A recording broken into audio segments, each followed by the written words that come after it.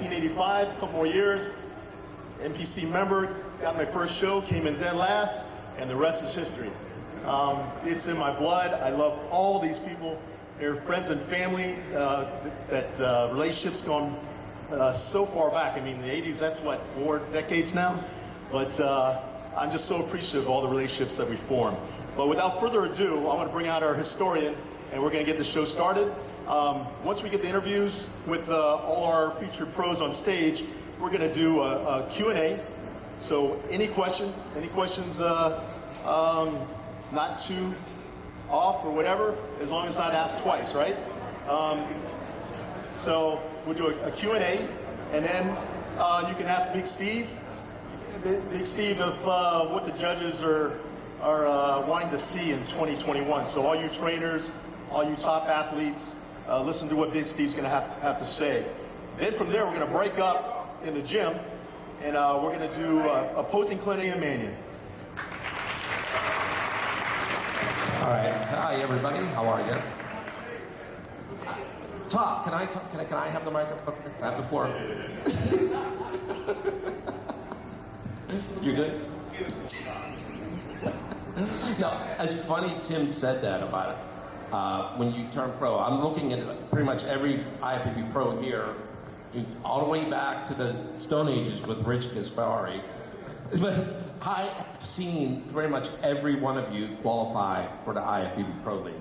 So it's pretty crazy to look around here and see all these pros and everywhere they were, the different places. So this is pretty exciting. Like Tim said, we didn't have an Arnold to go to yet this year. So this is like our first time with everybody here since the Olympia, you know? And it's pretty exciting. And, you know, we have, I mean, just looking here, I'll even step all the way over here, we have all the different champions. Now, before I get into doing this, I want to say one thing about Sergio. I've always said this, that there's very few people that actually saw Sergio the first time he was on stage. There's 3 people I know of, and 2 of them are on stage. Me, Steve, and my father, correct? And then we were there when you turned pro. And we were there when you won your first pro show. Pretty crazy to think about, right? That is crazy. You know? So, we've known you a long time. So this just goes to show you the history of how long we've all been doing this, you know? And listen, I remember Shannon posted one of her fitness routine pictures this week. I remember whenever she was doing fitness when she turned pro and everything. So people forget what everybody did here, you know? And there's just on this stage and just looking out here, there's just so much NPC and IFBB Pro League history. So we're gonna get this thing rolling. Gonna talk to everybody a little bit. And since I'm right next to Rich, we're gonna start with Rich. So, as you know, the very successful Gaspari Nutrition, but Rich started out like everybody else as an NPC competitor. So Rich, give people a little background on you and then how you got into the supplement business and everything. Well, I started training when I was about 14, 15 years old. I did my first show at 16. And I fell in love with bodybuilding from that point. It still wasn't the NPC, it was like AAU. The first time I got into the NPC was 1983. It was the first show into the Nationals. I came in 5th in that show as a heavyweight. Year later, I competed in 1984 and won the light heavyweight class. John Anishak was in that show as well, and won middleweight class. From that show, back then, you had to win the Nationals and then go to the World Championships and win the World Championships to turn pro. So I went from the NPC and then won the World Championships and then became an IFBB pro from that point. And I guess, I don't know where else you want me to go into.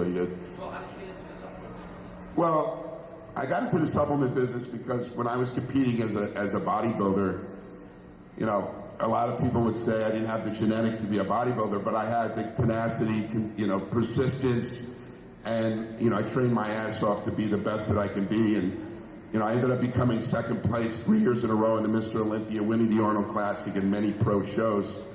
A lot of that was attributed to, you know, my nutrition. Also, you know, I was one of the first bodybuilders to come in, you know, ripped, and a lot of that had to do with me being very scientific and keeping everything in logs on how I dieted, how my body looked, and from there, you know, it was very, very, like he was saying, Stone Age when it came to supplements. The products out there were very much like amino pills, desiccated liver, you know, B vitamins, but I did believe in taking supplements when I competed. And then it was a transition. I got injured. I said, what am I going to do now? Because I can't make money with my body. So I got into the supplement business in 1997. I started Gaspari Nutrition. And I wanted to make products that I believed in, you know, because as a competitor, it was very confusing with a lot of different companies that sold stuff out there. I wanted to sell efficacious, you know, products that worked. And I've been doing it now for over 20 years with the supplement companies. Had its ups and downs, but I'm still here, you know, with, you know, I believe in helping athletes. We have a ton of athletes that we, you know, that we promote with the line. You know, I love the NPC and the IFBB. This is my roots here, and I continue to support them through my company. Thank you, Rick. And if any of you have any questions about his company, feel free to talk to him later, correct? Back there, so if you want to speak to me, we'll be back there, and anything you want to know. Even being an athlete or being an affiliate with the company. All right, thank you. All right, so next we have here Mel Chancey. I'm not sure if all of you know that Mel was actually a competitor. He was twice this size. Mel, tell us a little bit of how you got into training the NPC, and now you're a successful NPC and IFBB Pro League promoter. Well, I fell in love with bodybuilding when I was 16 and had some guys that were 10, 12 years older than me showing me the ropes. And I tell everybody one thing that I could do besides training is I could eat, right? So I could eat that 6, 7, 8 meals a day, and that's what helped me, you know, amongst the other things, you know, the training and nutrition and the things we do, that's what helped me get to 290 pounds. So I always had that crazy appetite, which hindered me later in life because it took a long time for me to get back down to this 220 because I couldn't put the fork down. So, you know, I fell in love with the bodybuilding there, and, you know, I met the Manions, I met Steve over here in probably 2009, and kind of the rest wrote itself. I just was always around, and I moved to Florida, started promoting the shows, and started helping out, overseeing the state of Florida and getting everything with the union, and here I am. So, but I want to say to you guys, it's good to see so many of you men and women take advantage of this right here, because this is key. Back in my days, obviously, there was no work camps. Not to say anything about the judges back then, but you had to catch them at the show, and you had to be Johnny on the spot. Much different right now when you got everybody, the pros here, and you can talk to them, get their feedback. This is amazing. So a big round of applause to you guys out here in this audience for taking advantage of this.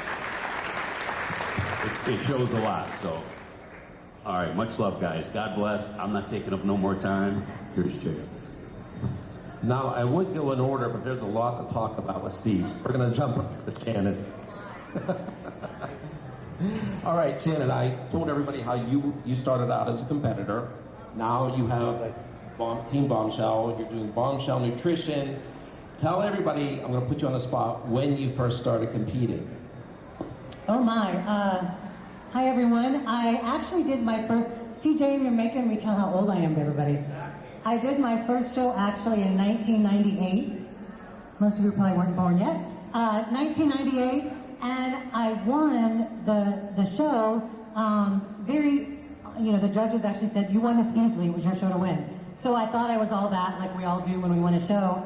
And I came down to Miami to the Nationals, and first I didn't understand humidity and hair in South Florida, because I was from Kansas, right? So I look around and all the girls backstage are perfect and gorgeous. My hair blew up like a chia pet, you know, it was crazy. And back then, they didn't stop at 16 and then give everybody else 16th place. They scored you. And it was like 52 out of 52 Shannon Dey. Yeah, that was my first national show. So I went back to the drawing board, went back to nationals the next year, and actually won and got my pro card 1 year later. And that was in 2003.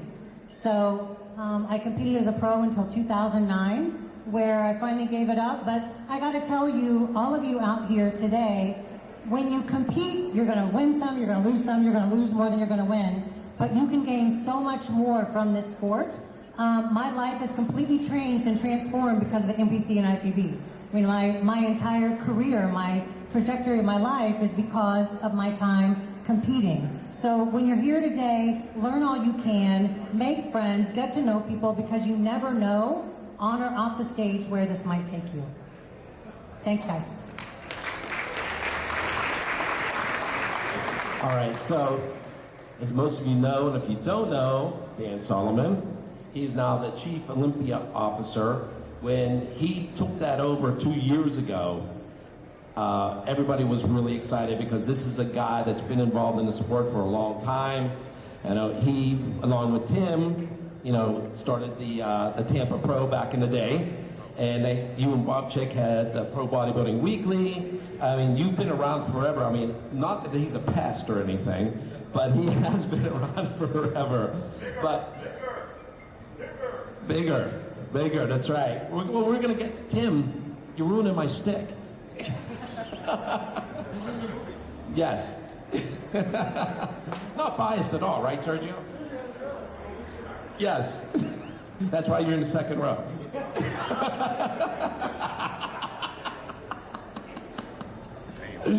So, well, since Tim did bring up Bigger, if those of you who haven't seen it, and you can see it on the streaming platforms now, it is the story of Ben and Joe Weider, and it's a fantastic story.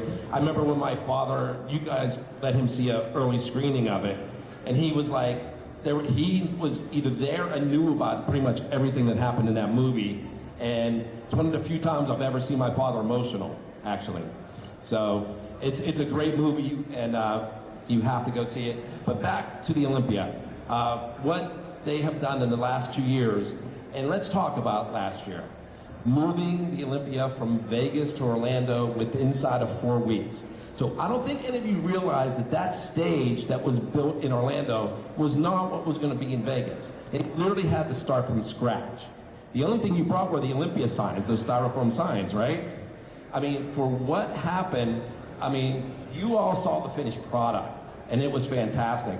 But what went into it, I don't think anybody's ever moved a major event cross-country like that in this amount of time. So when I say it was 4 weeks, well, guess what? We started that Monday with the check-in, so they had 3 weeks to do this.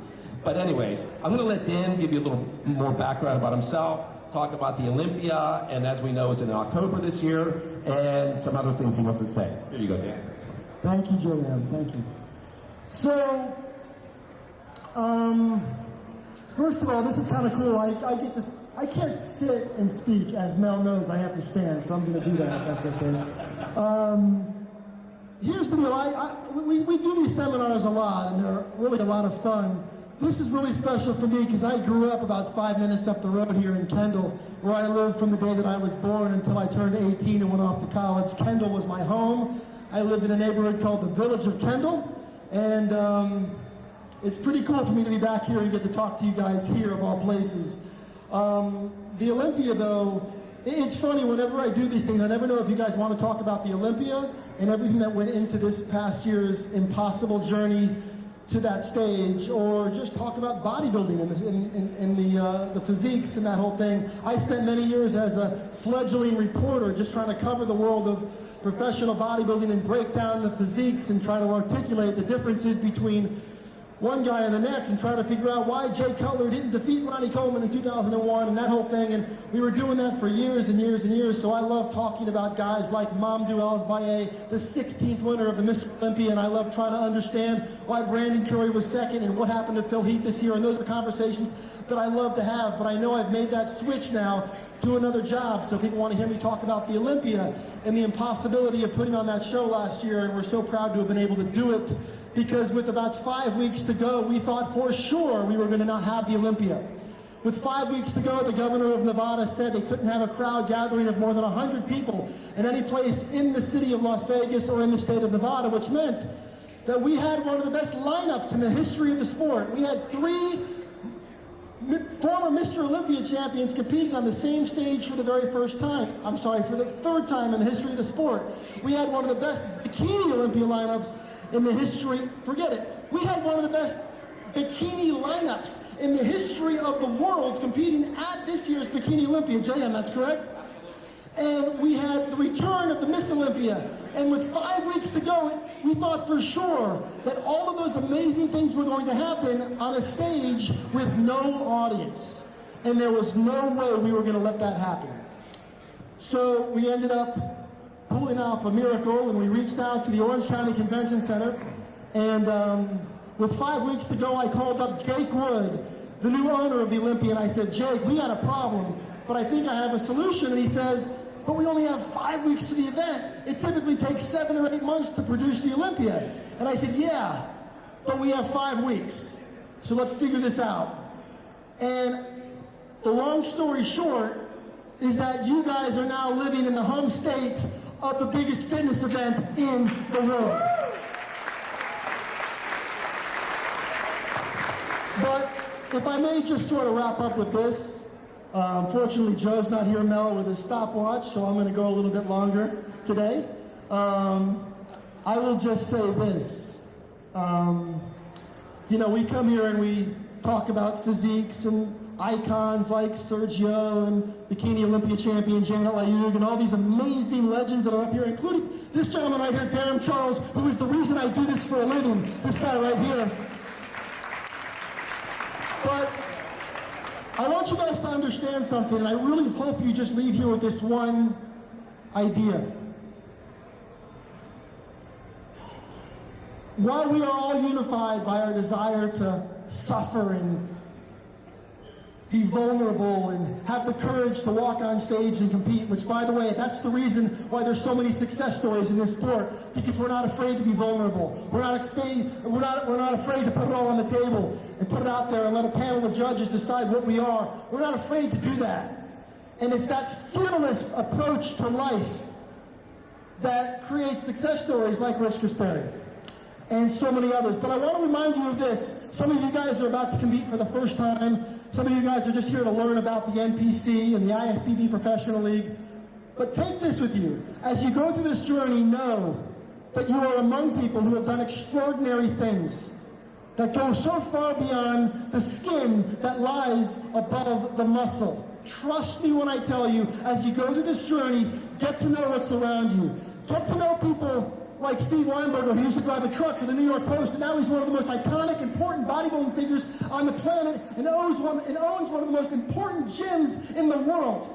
Get to know guys like Mel Chancey, who went through hell and back, literally, and now is the poster person for living life with a second chance and making the most of it, inspiring people. And get to know folks like Rich, who had a career, finished runner-up in our contest a couple times and made a name for himself, but had the courage to dig in, build the company, see it break down, and build it back up again. Okay? Get to know guys like Darren Charles, who came over here from Trinidad with $50 in his pocket, and now he's got a fleet of exotic cars, but not just that, he's got values and character and integrity, and it's all come from this journey. There are so many incredible stories up here. I can go on and on. But please, as you go through this, remember, this is about more than muscle, guys. This is about what this road leads to. And I pray and I hope for all of you, get to know these folks. Get to know the folks that you're going to battle with, the folks that you're walking on stage with. Be respectful to them. Learn from them. Share your journey with them. And I promise you, whatever you do next, you will be infinitely better off for it because you were here in the NPC doing this. Thank you very much. Thank you, Dan. Thank you. All right, so most of you know Steve Weinberger, but most of you know him as Big Steve. Okay? Steve and I, we could do a whole just talk, he and I. We could be here for 2 days. The amount of stories we have, the things we've seen, the roads we've traveled, there's a lot of funny stories. I know exactly what he's thinking right now, too. And as Dan said, if you have never had a chance to come to his powerhouse gym, you're missing something. Listen, people used to talk about they make the pilgrimage to Gold's Gym, you know, whether it was in Santa Monica, Venice, or whatever. I mean, they don't call this the East Coast Mecca for a reason. You have to get to his gym at some point in time, because not only is it a great gym, but it's history of this entire sport in every way possible. And you're not going to understand that until you get there. But as we know, Steve is also a successful promoter. Steve, how many years have you been doing the New York Pro now? 17 years, okay? Plus all of the NPC contests. And as you know, Steve is also one of the IFBB Pro League and NPC head judges. Judges the Arnolds, judges the Olympia, several other contests. He's been head judging at my father's the Pittsburgh show, except for the 1 year. I guess we didn't do it. But you're going to see Steve everywhere. Listen, if you want to go somewhere in the sport, you got to get in front of judges like him and other judges that will give you critiques. And believe me, Steve will give you an honest critique, right? So, listen, I'm going to turn the microphone over. Are you a plant, Top? You're a plant for today, right? I wish you could all hear what he's saying down there. Yeah. We need to mic him up, just like right here. Tim saying no? Tim says no.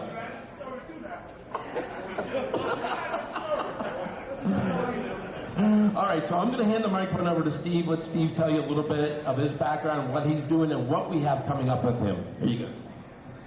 Hi. Thank you very much. I'm not much of a speaker. How I got involved in this sport is unlike everybody else. My wife was a competitor, Bev Francis. She was a world champion powerlifter, world champion bodybuilder.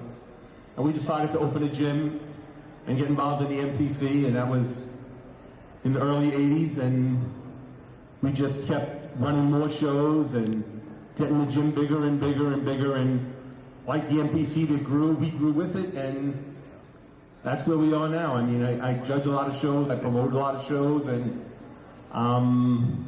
anybody that can't make it down to the gym, which I hope you can always email me with pictures, preferably each quarter turn, and I'll get back to you. That's really it. I really don't have much else to say except that. You know, I run the gym, I run the shows, and I judge. And if you need any help with judging and what you need, what's so funny, Top? Top mumbles. And everybody knows Top. Top, stand up. Because Top likes to mumble. Top is a mumbler. Don't know what he's saying, but he's saying something. You want to say something, Top? Here? You sure? He ain't shy. Stan, get up He's there. not shy. No, Stan, he's not. get up there, Stan. Come on. But anyway, like I say, if you want, you can email me at bevsgym@gmail.com if you can't make it to the gym. Hopefully you'll be here on May 15th. We have the New York Pro in Tampa, thanks to Tim. Hopefully I'll see you all there. And there's a lot of great shows in Florida. There's a lot of great shows all over the country and now all over the world. And I'm just really privileged and happy to be a part of it. Thank you, Steve. And Steve is understating his importance to the sport. So seriously, I think we need to everybody give him a big round of applause right now.